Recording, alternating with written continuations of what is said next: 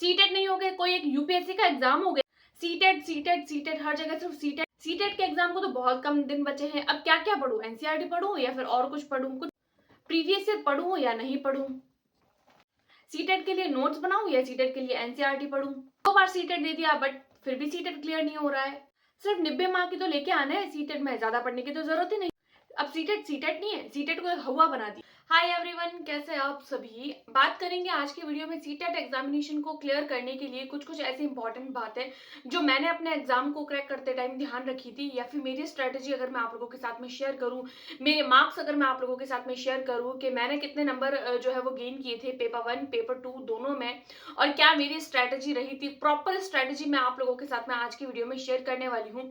सबसे पहले तो मैं अगर आप लोगों से बात करूं सीटेट के एग्जामिनेशन की, तो देखिए सीटेट का एग्जामिनेशन जो होता है वो इतना बड़ा एग्जाम है नहीं जितना कि लोगों ने हुआ बना के रखा है। सीटेट का एग्जाम जो है वो एक नॉर्मल जो है वो एक क्वालिफाइंग नेचर का एग्जाम है। हम लोगों को सिर्फ 90 मार्क लाने होते हैं, लेकिन अगर देखा जाए 150 में से 90 मार्क यानी कि 60%। कई बार ऐसा होता है कि अगर 16 लाख या 17 लाख 18 लाख फॉर्म जो है वो फिल किए जाते हैं, बट उसमें से 2 लाख जो कैंडिडेट होते हैं वही क्लैरिफाई कर पाते हैं इस एग्जाम को। इसका क्या मेन रीजन है, जिस दिन हम लोगों को फेल होने का मेन रीजन समझ में आएगा ना, उसी दिन हमारा एग्जाम जो है उसके लिए अपने आप हम लोग प्रिपेयर हो जाएंगे। तो सारी की सारी बातें जो है वो आज की वीडियो में मैं डिस्कस करने वाली हूँ। तो फिर चलिए बिना किसी देरी के वीडियो को स्टार्ट करते हैं। सबसे पहले अगर मैं बात करूं सीटेट के एग्जाम की, तो देखिए ये आप लोगों के लिए एक एलिजिबिलिटी एग्जाम है। इसमें आप लोगों को ऐसा नहीं है कि इसमें मेरिट बनेगी, आप लोगों को ज्यादा कंपटीशन है, ज्यादा कैंडिडेट्स का कंपटीशन है, ज्यादा फॉर्म फिल हो गए हैं तो इस चीज की टेंशन है। इन सब बातों की तो कोई टेंशन नहीं होती है एग्जाम में। मेन बात होती तो सिर्फ अपने टारगेट्स की, कि हम लोगों ने कितना पढ़ा है और हमारे क्या टारगेट्स है। जैसे 150 मार्क का एग्जाम है तो 90 मार्क लेकर आने हैं, 60% एंड देन क्वालिफाई। सिर्फ इतनी सी बात याद रखनी है, क्योंकि इस एग्जाम में हम लोगों को सिर्फ खुद से मतलब होता है। अगर मैं बात करूं मेन जो जॉब वाला कॉम्पिटिटिव एग्जाम होता है, तो उसमें कंपटीशन सबसे होता है, कॉम्पिटिटर से होता है कि हमारे सामने कौन से कैंडिडेट बैठे हैं। लेकिन इस एग्जाम में कुछ भी नहीं है। इस एग्जाम में कॉम्पिटिशन होता है तो खुद से, क्योंकि क्वालिफाइंग नेचर का पेपर होता है। अब इस क्वालिफाइंग नेचर के पेपर को क्लैरिफाई करने के लिए या क्लियर करने के लिए कौन कौन सी बातों को ध्यान रखना है, कौन कौन सी बातों को अवॉइड करना है, मैंने क्या किया था, मेरी क्या स्ट्रेटेजी रही है, उन सब बातों को मैं डिस्कस करूंगी।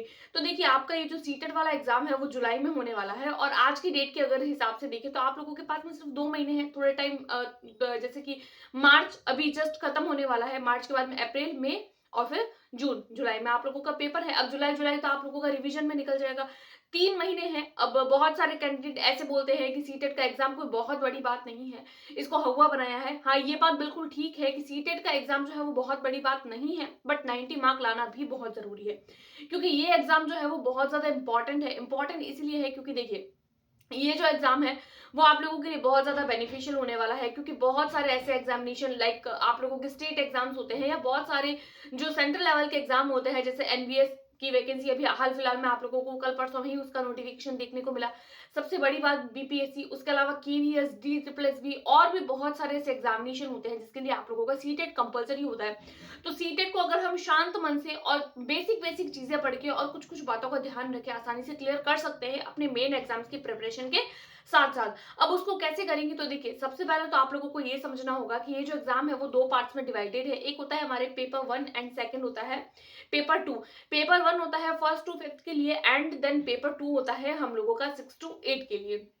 बीएड एंड एसटीसी दोनों अगेन से डिवाइडेड रहते हैं। अब देखिए पेपर 2 में आप लोगों का जो होती है वो 2 लैंग्वेजेस होती है, एंड सिमिलरली पेपर 2 में भी आप लोगों को 2 लैंग्वेजेस देखने को मिलेगी।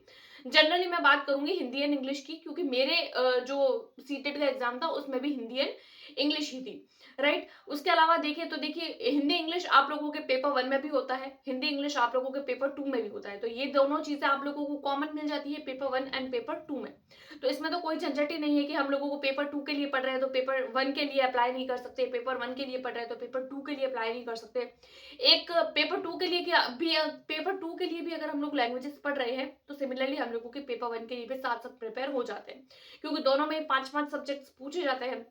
बात करते हैं उसके अलावा हम लोग सीडीपी की। तो देखिए सीडीपी आप लोगों को पेपर 1 एंड पेपर 2 दोनों एग्जामिनेशन में देखने को मिलती है। पेपर 2 की अगर आप लोग पढ़ रहे हैं तो पेपर 1 की आप लोगों को सीडीपी पढ़ने की जरूरत नहीं है, क्योंकि पेपर 2 के लिए अगर आप लोग एलिजिबल हैं कि हाँ आप लोग पेपर 2 के क्वेश्चंस अप्लाई कर पा रहे हैं, उनके कंसेप्ट को समझ पा रहे हैं, वो अपनी क्या लैंग्वेज क्वेश्चन में क्या पूछना चाह रहा है, अगर उस बात को आप लोग क्लैरिफाई करके क्वेश्चन के आंसर तक पहुंच रहे हैं, एलिमिनेट करके आंसर्स को, तो आप लोगों को पेपर 1 वाली जो सीडीपी होगी उसमें भी कोई दिक्कत नहीं होगी।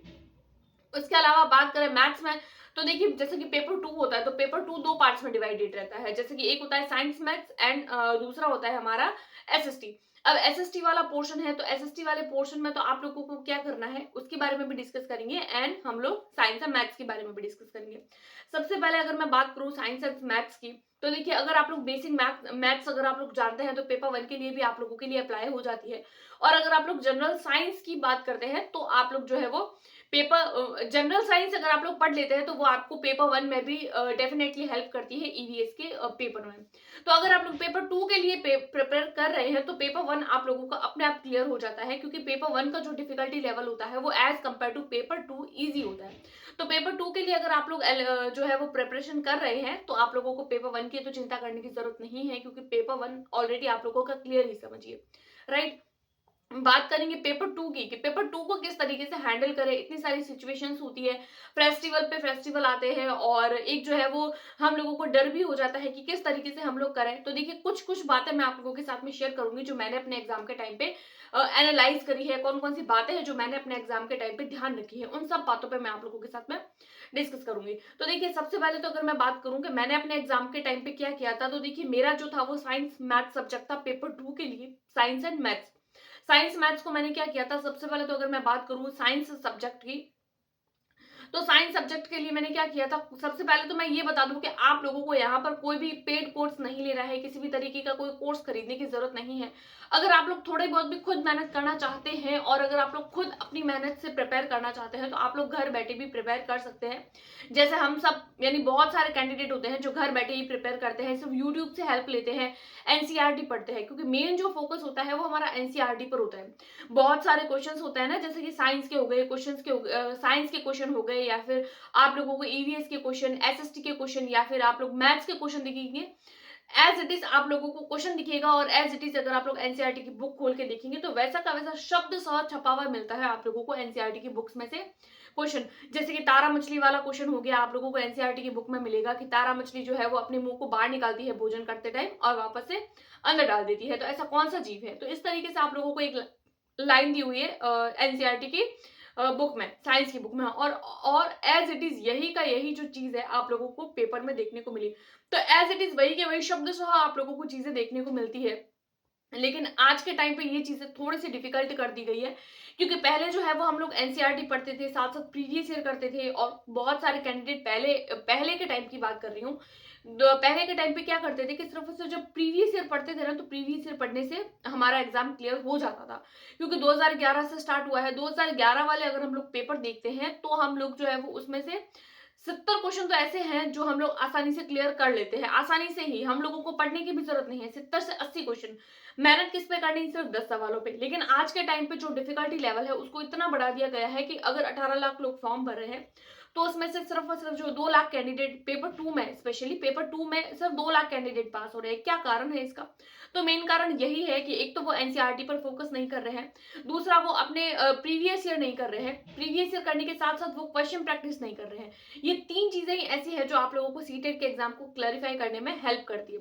सबसे पहले आप लोगों को क्या करना है, एनसीईआरटी की बुक्स लेनी है। मान लीजिए आप लोगों को साइंस सब्जेक्ट पढ़ना है, तो साइंस के लिए आप लोग क्या करेंगे, एनसीईआरटी की बुक लेंगे। मान लीजिए आप लोगों ने 6th क्लास की एनसीईआरटी ली, 6th क्लास की एनसीईआरटी को मान लीजिए आप लोगों को फूड वाला चैप्टर पढ़ना है, तो 6th क्लास की एनसीईआरटी की बुक में आप लोगों को फूड वाला chapter, first chapter and second chapter दोनों ही आप लोगों को फूड के चैप्टर मिलेंगे 6th क्लास में।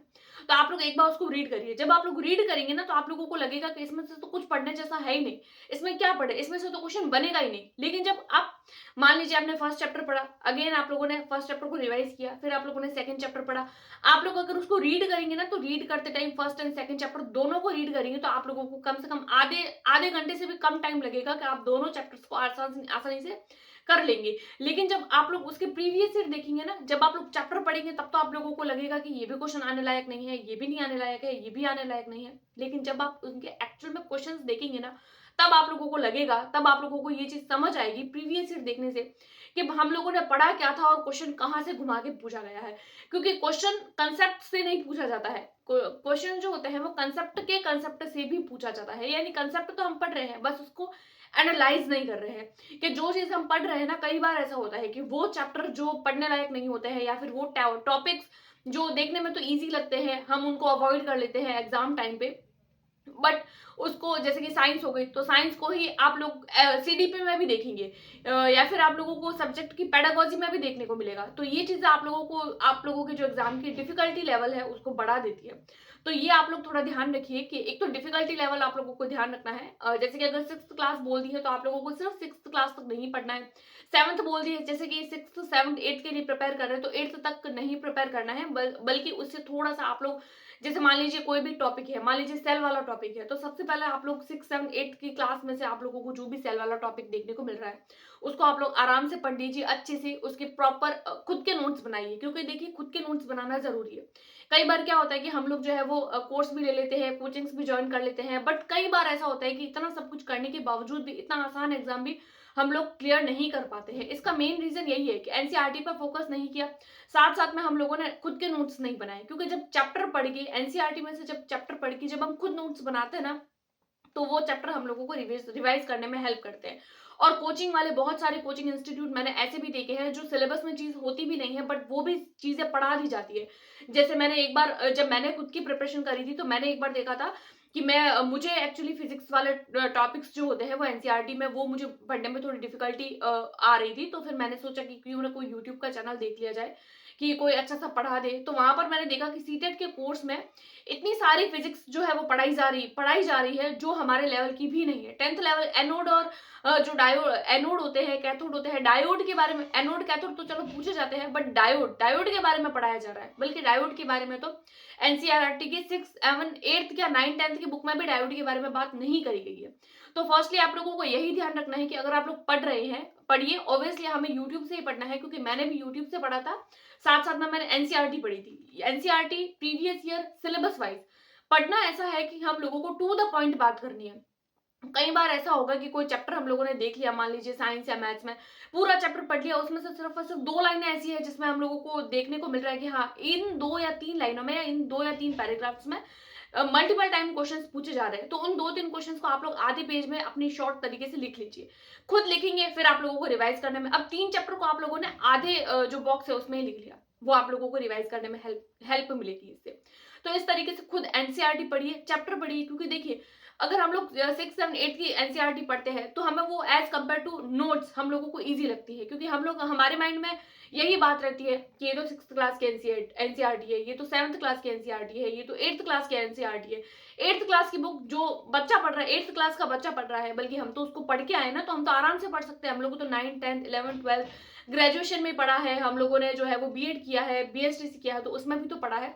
तो हमारे लिए तो 8th क्लास की बुक इजी हो जाती है। तो आप लोग उसी कॉन्सेप्ट के साथ में पढ़िए कि हम लोग सिर्फ 8th क्लास की बुक पढ़ रहे हैं। जब आप लोग खुद उसको इजी समझेंगे ना, तो आप लोगों को वो इजी लगेगी। ऐसा समझेंगे ना कि हम लोग एनसीईआरटी पढ़ रहे हैं या फिर हम लोग उसको डिफिकल्टी लेवल बढ़ा के ऐसे पढ़ रहे हैं, नहीं।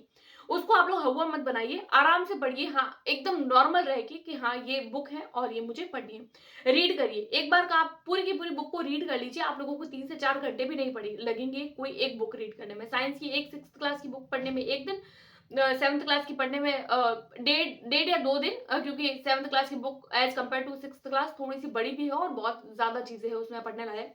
एंड देन आप लोगों को 2 दिन आप लोगों को जो है वो 8th क्लास की बुक पढ़ने में। इस तरीके से 5 दिन में आप लोगों ने सिर्फ रीड कर लिया।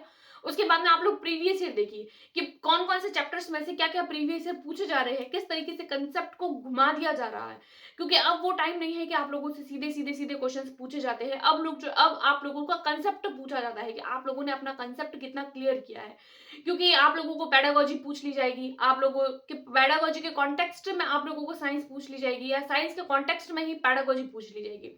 तो जब आप लोगों को साइंस का कंसेप्ट ही क्लियर नहीं होगा या फिर किसी भी सब्जेक्ट का कंसेप्ट ही क्लियर नहीं होगा, तो आप लोग जो है वो अपने क्वेश्चंस को जो है वो डील नहीं कर पाएंगे। तो क्वेश्चन डील करने का एक ही तरीका है कि आप लोग पढ़िए, टू द पॉइंट पढ़िए, जो चीज सिलेबस में है सिलेबस वाइज पढ़िए, आउट ऑफ सिलेबस नहीं जाना है। आउट ऑफ सिलेबस जाएंगे तो घूम जाएंगे यहाँ से वहां, क्योंकि बहुत सारा सिलेबस होता है और भी एग्जाम का। तो अगर आप लोग सीटेट के लिए तैयारी कर रहे हैं तो सिर्फ सीटेट पे फोकस करिए, और डेली के अगर आप लोग 2 या 3 घंटे भी निकालते हैं तो भी आप लोग जो है वो सीटेट के एग्जाम को क्लियर कर पाएंगे। लेकिन रेगुलर देना होगा, ये टाइम भी आप लोगों को अपना रेगुलर देना होगा कि रेगुलरली हम इस चीज को किस तरीके से कर सकते हैं। रेगुलर करेंगे तो आप लोग ज्यादा प्रैक्टिस कर पाएंगे। जैसे कि हिंदी पैडागोजी हो गई, तो हिंदी पैडागोजी में आप लोगों को ज्यादा कुछ भी पढ़ने को नहीं मिलेगा। हिंदी पैडागोजी में क्या पढ़ेंगे, लेकिन जब आप लोग क्वेश्चन प्रैक्टिस करेंगे ना, मान लीजिए आप लोगों ने दिन के 10 क्वेश्चन भी प्रैक्टिस कर लिए, तो 10 अगर आप एक दिन के करते हैं तो एक महीने में आप लोगों के 300 क्वेश्चन हो जाते हैं, और 300 क्वेश्चन में आप लोगों की पूरी हिंदी की पैडागोजी क्लियर हो जाएगी। तो आप लोगों को हिंदी पैडागोजी के लिए अलग से एफर्ट डालने की जरूरत नहीं पड़ेगी, बल्कि 10 क्वेश्चन करना तो आप लोग 10 मिनट में भी कर सकते हैं। बट उसके आसपास का कंसेप्ट क्वेश्चन एक करना है, लेकिन इस तरीके से कि उस एक क्वेश्चन को करते टाइम भी हम लोगों को जो है वो पूरा का पूरा कंसेप्ट क्लियर होना चाहिए। एक क्वेश्चन को पढ़े तो पूरा कंसेप्ट क्लियर हो जाए। इस तरीके से अगर आप लोग 10 क्वेश्चन करते हैं तो 10 क्वेश्चन में से आप लोगों को 10 क्वेश्चन की प्रैक्टिस करने के बाद में आप लोगों के अंदर इतना कॉन्फिडेंस बिल्डअप होना चाहिए कि पढ़े तो 10 क्वेश्चन है, लेकिन अगर इसकी जगह हम लोगों को 20 क्वेश्चन भी दे तो भी इतने कंसेप्ट में से हम लोग 20 या 30 क्वेश्चन भी हिट कर जा रहे हैं। इतना कॉन्फिडेंस उन 10 क्वेश्चन में से आप लोगों को जो है वो क्वेश्चन निकालने हैं कि अगर कोई भी शब्द दे दिया हम लोगों के उस क्वेश्चन में, तो 4 ऑप्शंस में से तो हम लोगों को आंसर्स निकालने ही हैं। साथ साथ में क्वेश्चन में से भी और अलग आंसर क्वेश्चंस निकालने हैं कि इस क्वेश्चन को और किस अलग तरीके से पूछा जा सकता है, किस तरीके से हम इस क्वेश्चन को हैंडल कर सकते हैं एग्जाम टाइम पे।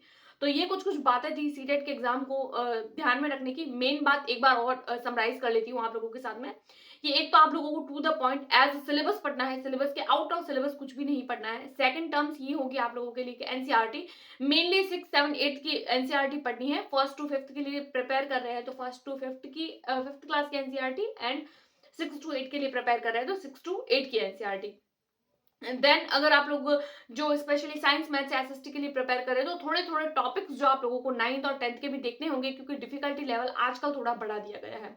तो ये कुछ कुछ बातें थी। उसके अलावा previous year maximum time practice, और जितनी ज्यादा प्रैक्टिस करेंगे उतना ज्यादा आप लोगों के लिए वो चीज जो है वो हेल्पफुल रहेगी। तो प्रैक्टिस जरूरी है, कंसेप्ट पढ़िए साथ साथ प्रैक्टिस करिए, फिर से कंसेप्ट पढ़िए साथ साथ में प्रैक्टिस करिए, क्योंकि जितनी ज्यादा प्रैक्टिस आप लोग करेंगे वो चीज आप लोगों को उतना ज्यादा फायदा देगी।